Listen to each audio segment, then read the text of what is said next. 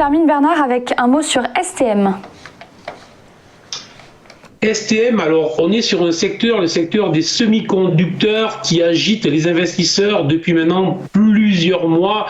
Alors c'est un secteur qui est en très très forte hausse sur tous les marchés aux États-Unis, c'est spectaculaire.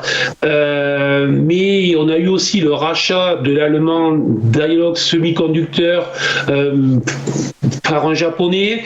Donc on a toute cette spéculation aussi en fait en Europe, et on a en plus la problématique autour de la pénurie des semi-conducteurs et des constructeurs automobiles qui arrêtent justement leur production à cause d'un manque de semi-conducteurs. Donc très clairement, on est dans un contexte micro et macroéconomique très favorable au secteur, puisqu'on a à la fois une forte croissance et à la fois on a en fait un manque. Autrement dit, on va avoir des prix qui vont probablement grimper, donc des marges pour les producteurs. Donc dans cet élément-là, en France, on a STMicroelectronics qui présente une configuration graphique très intéressante. C'est une forme en fait en triangle, et on avait eu début décembre en fait une forte vente suite à des réactions négatives avec une annonce un peu mal maîtrisée de la part de la direction.